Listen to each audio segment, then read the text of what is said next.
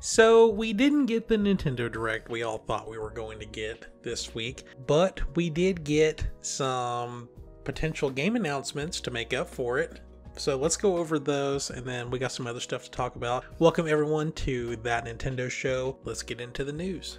First thing we're going to talk about is Masahiro Sakurai. Beloved Smash Brothers developer, been working on Smash Brothers pretty much non-stop for the past 20 years with little breaks in between. And today he announced that he is finally done with Smash Brothers. They have shipped the Sora amiibo along with the update that goes with it. And with that, Smash Brothers Ultimate is officially 100% done as far as development goes. Now, what's next for Sakurai? Who knows?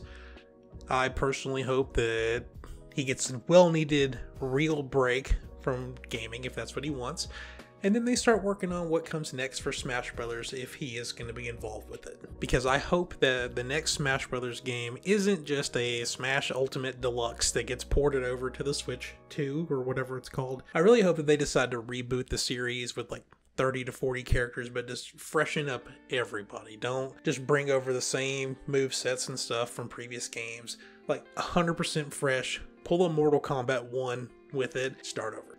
But that does leave the question though, how do amiibo fit into the future of Nintendo?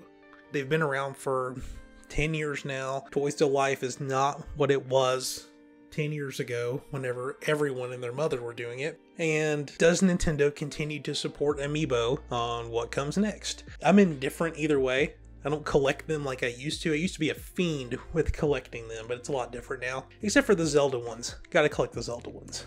But who knows what the future holds. We got a little Switch 2 talk to have at the end of this, so we'll come back around to it. Moving on to the big announcement for this week, and it's not really 100% Nintendo's announcement, it really came out of Microsoft. Microsoft has had like a really crazy week. The future of Xbox was kind of leaked out online, but not correctly. So Xbox had to kind of hold a podcast to talk about what the future of Xbox is. And pretty much the gist of it's nothing's really changing, except some games that are a little bit older are going to be making their way to other platforms, including the Nintendo Switch, which is exciting. Now, they did not announce the 4 games that are going to be coming, but we kind of have a good idea what they are. And those games would be Sea of Thieves, Grounded, Hi-Fi Rush, and Pentiment. Which, granted, are not like games that are just groundbreaking coming to other platforms. When this first started coming out, everyone thought it was going to be like your Gears of Wars and your Halos and Starfield and Indiana Jones, and all that was what's going to be leaking out onto other platforms, which as an Xbox fan also was something I wasn't really okay with, but there's a whole other show where you can hear me ramble about that instead. Anyways, in regards to Nintendo, these 4 games are cool if they are coming, but there's no guarantee which games are actually coming to the system. 2 of those games are live service games, being Sea of Thieves and Grounded. They require always online connections to play them properly, and the Nintendo Switch kind of is not made for always online. It's made to be taken everywhere with you. Lots of games you can play without an internet connection. These 2 would require you to play them either at home or somewhere that always has internet. Now with Pentiment and Hi-Fi Rush, more single-player driven games. They are perfect for the Switch, even though it's been questioned about whether or not the current Switch could even run Hi-Fi Rush, because that game does require a stable frame rate because it's a rhythm game. Hey, who knows if the Switch could even run it, but Switch 2 probably could. The speculation as to why they didn't name drop the games that are coming out is because this podcast was supposed to air at the end of the month. By then, there's supposed to be a Nintendo Direct that was gonna, I guess, unveil these games. But since it got pushed forward, they weren't allowed to talk about what those games were. Which, speaking of the Nintendo Direct, a rumor as to why we didn't get one this week, like everyone said, was because it got delayed because it was going to happen at the same time as the Xbox podcast. But who knows? We're going to get one soon. I'm going to say next week because they're going to want to get one out before the Pokemon Day stuff, which is kind of like a guarantee that that's going to happen at this point. But who knows? Are you excited to play any of these games if they do come out on the Switch?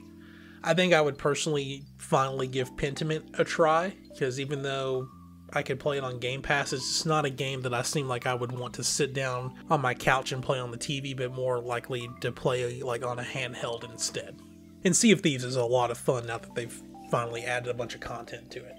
The other two I haven't really messed with, so I can't say one way or the other, but if it's something that's up your alley, you should totally check it out. Finally, let's talk about everyone's favorite console to talk about that's never been even confirmed that it exists, but hopefully is coming soon, and that is the Nintendo Switch 2. We're 7 years in to the Switch life cycle as of March 3rd. Most console generations are 7 to 8 years long. I don't see Nintendo wanting to drag this out any further.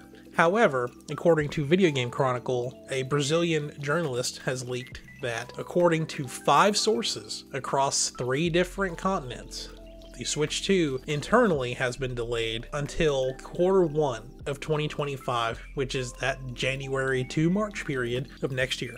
Which means at most we would have a year to go until the successor to the Nintendo Switch is finally out, which it's only 366 days, give or take a little bit. Now, if you get into the weeds about what this article says, the developers that are leaking this information to a Brazilian journalist that's then being corroborated with Video Game Chronicle is that the developers have games that are coming out by the end of Q1 2025.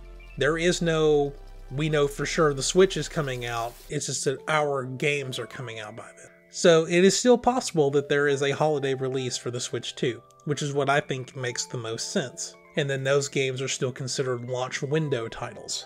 If you look back at the Nintendo Switch, when it was unveiled in October, towards the end of it. They did a conference in January to show it off for real.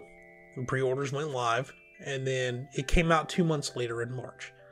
I don't see a world where Nintendo allegedly reveals the new system next month, in March, with a big blowout presentation in June or July, in that summer of gaming window, and then waits another half a year into the next year before they release it.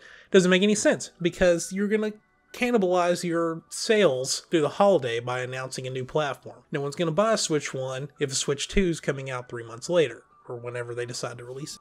So either there isn't a hardware reveal in March, like we've all been led to believe, or it's releasing this holiday. You get either one.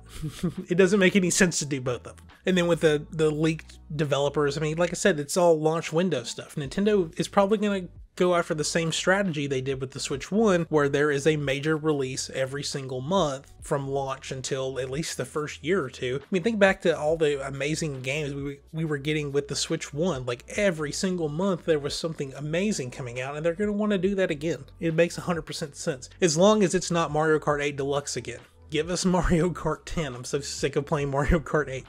And don't do Smash Ultimate Deluxe either. Just, no, new games. Before I let you go, let's go over a quick poll that I've got posted. Do you think that Nintendo should continue to support amiibo beyond the Nintendo Switch? Let me know what you think. Leave comments below about what you think about these Microsoft games coming to the Nintendo Switch or future Nintendo platforms. Leave a like on the video if you enjoyed it. It helps me out a lot. Make sure you subscribe, and I'll see you next time.